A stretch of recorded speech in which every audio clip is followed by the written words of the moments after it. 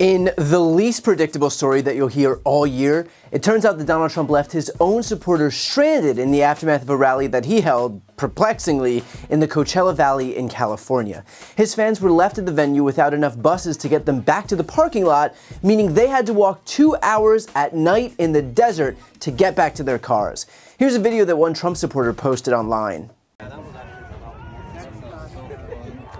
This isn't normal. Apparently the buses are no longer coming, or at least there used to be like 20 buses when we were being brought here, but now there's only like 3 buses operating, and it's an absolute, it's just chaos, absolute chaos. All of us are stranded here. Everyone's stranded here.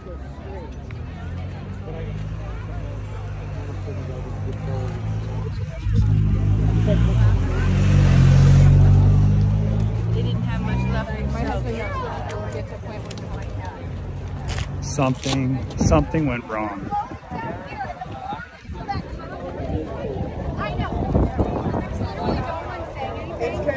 Look at this. The same Twitter user also took to Twitter, posting, "It's 10 p.m., rally ended at 7 p.m., thousands of people still stranded here waiting for transit back to the parking lots. Something has gone horribly wrong. Someone needs to ask the Coachella mayor if he had anything to do with this. Parking lot is a 2-hour walk. Countless elderly stranded here and can't walk anymore. No restroom facilities accessible anymore. Someone find out what happened here. This is not normal and feels nefarious and criminal."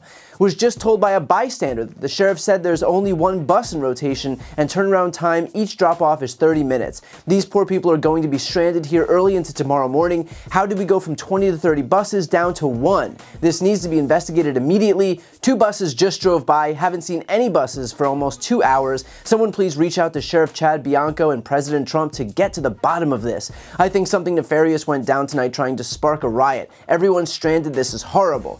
And then he tagged J.D. Vance, who I'm sure was extremely worried about what was happening. Tagging J.D. Vance is about as useful as me yelling at the refs on TV when I don't agree with a call.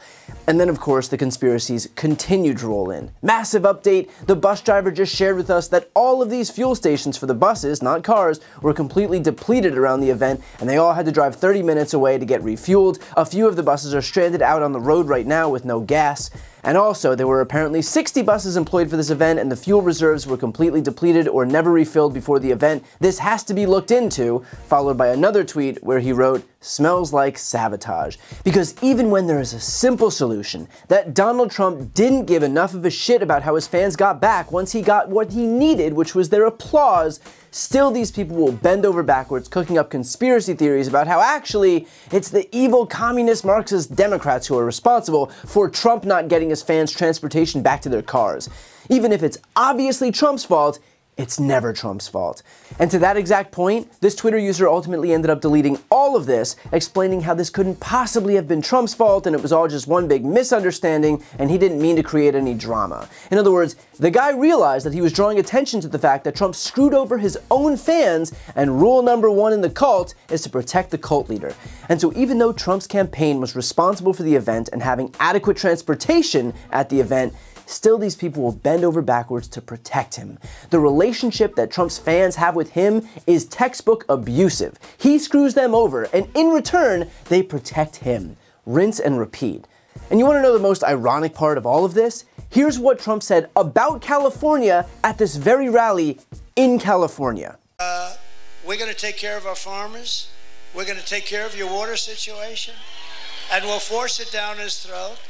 And we'll say, Gavin, if you don't do it, we're not giving you any of that fire money that we send you all the time for all the forest fires that you have. In other words, this is Trump threatening to withhold assistance to the very state that these people live in, and yet these Trump supporters can't possibly understand how Donald Trump could leave them high and dry at his rally. The dude is broadcasting to you, to your face, that he will screw you over. It's not exactly a surprise that he then screws you over. Another reason, but we know this wasn't just some innocent mistake by the Trump team, he has literally done this before. Here's a news story from October of 2020. He wrapped up his rally in Omaha, Nebraska last night. Hundreds of supporters were, though, left behind in nearly freezing temperatures. Sounds like a rapture. For hours with no transportation. You've been left behind. They were bussed in and then left there. Oh, God. Trump departed Omaha on Air Force One around 9 p.m. So he flew out on his presidential jet. Very comfortable in there with the refrigerator and people serving him up. And he could wash his hands 50 times. After the rally, attendees began lining up for buses because they were bussed in, so they figured they'd be bussed out, right, to return to their cars. A lot of These supporters, many of them were elderly, waited for those buses to take them to distant parking lots as vehicles tried to navigate through airport traffic. Reports placed the outdoor temperature at 32 degrees, according to the Washington Post. By 10:30 p.m., there were still no buses in sight. Crowds didn't fully clear the rally until 12:30 a.m., 3.5 hours after the president departed. Great planning. NBC, super spreader planning.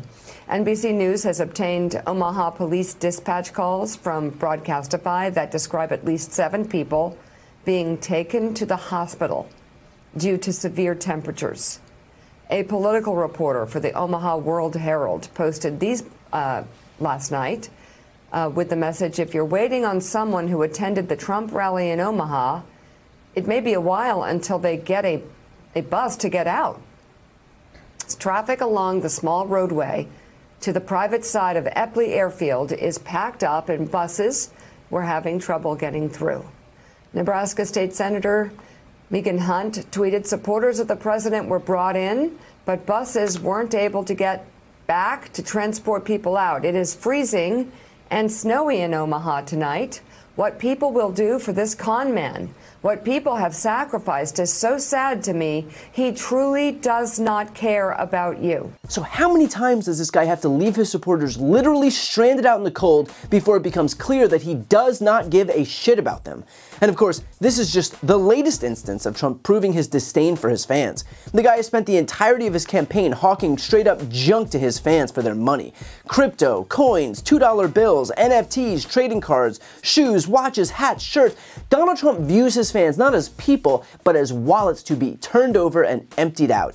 The utter disdain that he shows for the people who support him most is unlike anything I've ever seen before. So look, will it matter how many times we prove that Donald Trump has nothing but oozing contempt for his own fans? Probably not. Because part of being in a cult is displaying slavish devotion to the cult leader. But for the rest of us who are willing to believe our own eyes, let this be a warning about what's at stake if Trump takes power. If he's willing to show such disdain for his most loyal fans, that puts on full display the extent to which he is not looking to help anyone but himself. He views his presidency as a way for Americans to serve him, not the other way around. So as we head toward November, make sure you vote to send a message that we are not looking to elect a king as the next president of the United States. Before you go, just a quick note, if you'd like to see more of my content, which is always free of advertising, sponsorships, and paywalls, please make sure to subscribe to this channel using the subscribe button right here on this screen. And if you'd like to support my work even further, you can grab a copy of my instant #1 New York Times selling book, Shameless, available for sale right now. That link is also on the screen. Thanks so much for watching.